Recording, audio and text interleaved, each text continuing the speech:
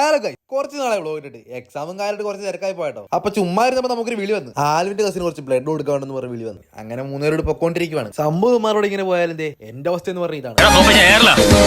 അങ്ങനെ നല്ല മെനക്കൊന്ന് ഏറി കയറി താഴത്തേക്ക് ഇറക്കുമ്പോൾ നമ്മൾ സ്ഥലത്തെത്തി. പിന്നെ വണ്ടിയും കൊണ്ട് പാർക്ക് ചെയ്ത് നമ്മൾ നേരെ പോകണമെന്ന് പറഞ്ഞു കഴിഞ്ഞാൽ ബ്ലഡ് കൊടുക്കാനായിട്ടാണ്. എന്റെ കൂടെ ഇവന്മാരുണ്ടാവുന്ന ഒരു ബലത്തിലാണ് ഞാൻ വന്ന് കയറിയത്. ഇന്നലെ രാത്രി എഡിറ്റ് ചെയ്യാൻ കണ്ടത് മാത്രമേ എനിക്ക് ഓർമ്മയില്ല കേട്ടോ. പിന്നെ രാവിലെ ആയിട്ടപ്പോ ഇവിടെയാണ്. എവിടെയെന്ന് പറഞ്ഞാലും നമ്മുടെ മച്ചാന് ഫോൺ കോളിനൊന്നും ഒരു കുറവില്ല കേട്ടോ. ഒരു രസികല്ല ദിലീപാണ്. എവിടെ നിൽക്കണത്?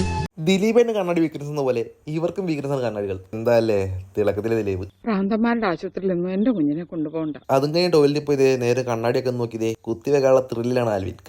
ത്രില്ലായിട്ട് അങ്ങനെ വന്നപ്പോ അവര് പറഞ്ഞതേ പോയി എന്തിനും ചായ കുടിച്ചിട്ടേ. പിന്നെ മൂന്നും കൂടെ നേരെ പോയതേ ക്യാൻറ്റീനിലേക്കാ. അവിടെ ചെന്നിരുന്നപ്പോഴേ നമ്മൾ സാധനം എടുത്ത് ആ പപ്സും ചായ കഴിച്ചു കഴിഞ്ഞപ്പോ നമ്മളതേ പിന്നെ നമ്മുടെ സ്ഥലത്തേക്ക് വന്നു. കുത്തിവെക്കുന്നതിന് മുമ്പ് നമുക്കൊരു ഫോം ഫില്ല് കൊടുക്കാണ്ട്. നിങ്ങളെന്തെങ്കിലും മരുന്ന് കഴിക്കുകയോ കുത്തിവെക്കുകയോ പിന്നെ കാത് കുത്തുകയോ റൂട്ട് കനാൽ ചെയ്യുകയോ അങ്ങനെ എന്തെങ്കിലും ചെയ്താൽ നിങ്ങൾക്ക് രക്തം ദാനം ചെയ്യാൻ പറ്റിയ കേട്ടോ. 6 മാസം കഴിയണം. എന്റെ ഭാഗത്തിന് അശ്വം പൂജമാതേന്റെ ഇഞ്ചക്ഷനും ആൽവിൻ റൂട്ട് കനാൽ ചെയ്തിട്ടുണ്ട്. എന്നെ കൺവിൻസ് ചെയ്യാൻ വേണ്ടി ATM വന്നിരുതേ കൺവിൻസ് ചെയ്ത് കഴിഞ്ഞപ്പോ പിന്നെ ഒന്നും എനിക്ക് ഓർമ്മയില്ല. നേരെ വന്ന് ഈ ബെഡേ കിടന്നു. ഇവൻ ഇങ്ങനെ കാണിക്കുവാണെങ്കിലും എന്റെ മൈൻഡിൽ പോയെന്ന് പറഞ്ഞു കഴിഞ്ഞാൽ മറ്റേ സായി പോപ്പി പറഞ്ഞ പോലെ